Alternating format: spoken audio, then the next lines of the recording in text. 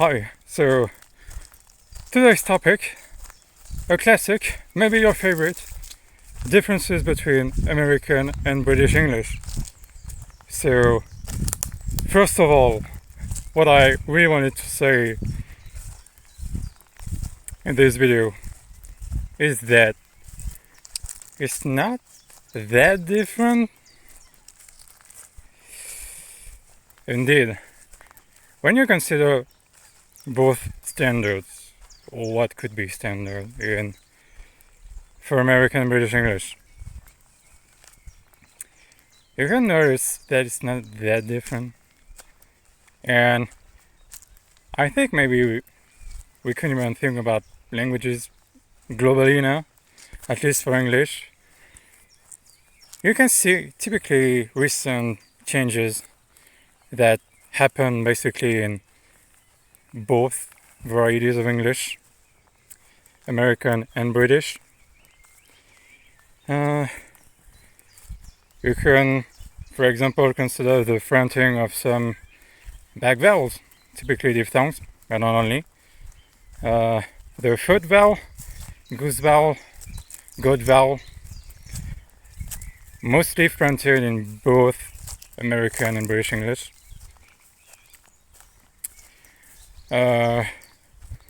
So that's the first thing.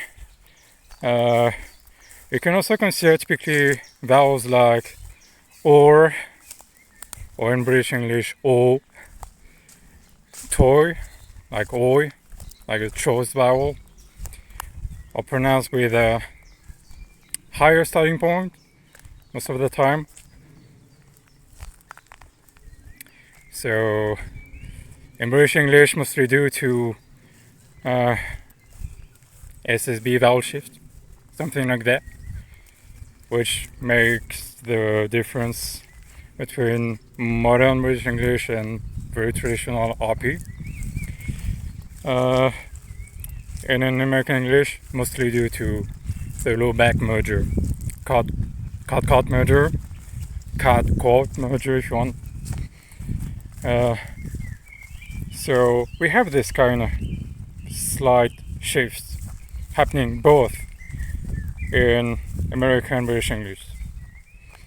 So I would say, first of all, it's not like jarring, striking night and day, stuff like that.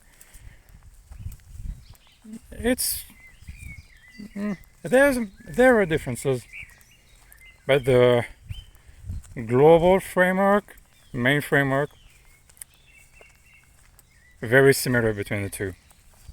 Differences now. So, of course, rhoticity.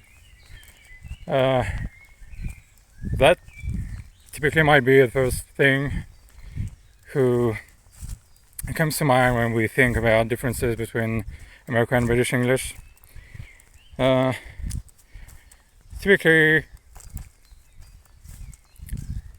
sometimes we often explain it as like just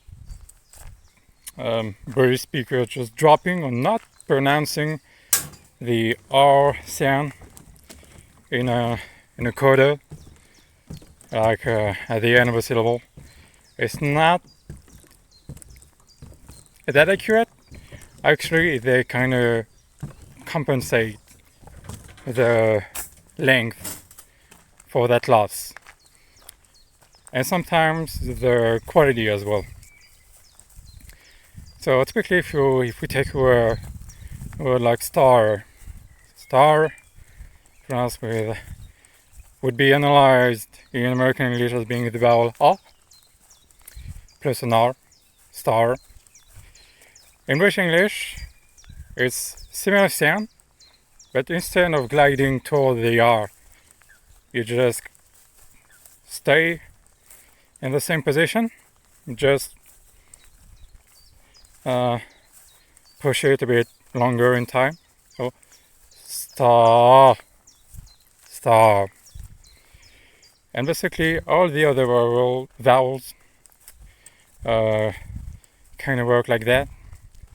So we have A, E, O, sometimes U, like in the Q vowel, in words like Q, security, maybe.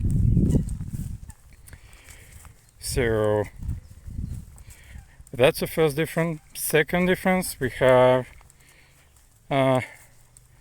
basically we don't have the cat merger.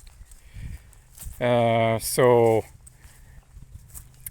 typically compared to an American accent with the cat merger, we have the A phoneme. In British English, that will be, it will like break apart in 3 phonemes. Vowel in father, the palm vowel. Vowel in the lot, cloth vowels, so like in dog, for example. And last one, O, so very similar to the O plus R pronunciation. Thought.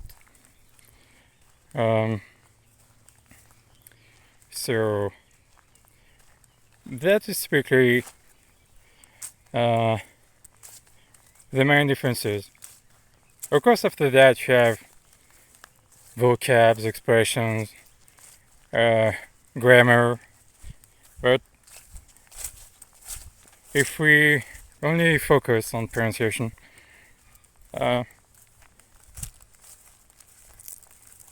it's okay. I mean, when we listen to both modern standard variety, it's perfectly intelligible. So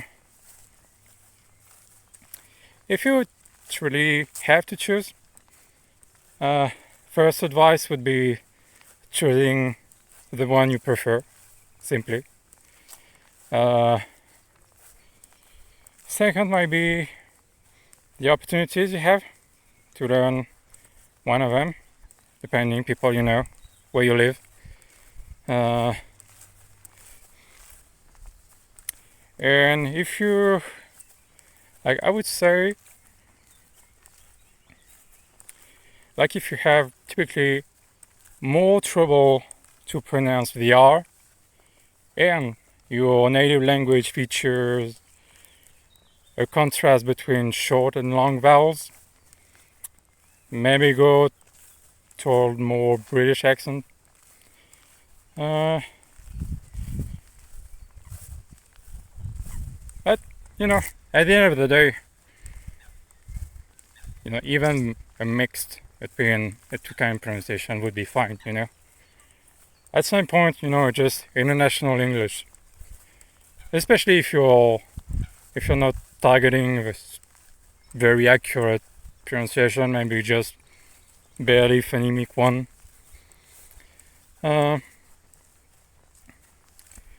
So that was pretty much it for this video. So yes, some differences, but not as much as some people might think, and moving toward the same direction, I would say. Hope it's been useful, and see you next time.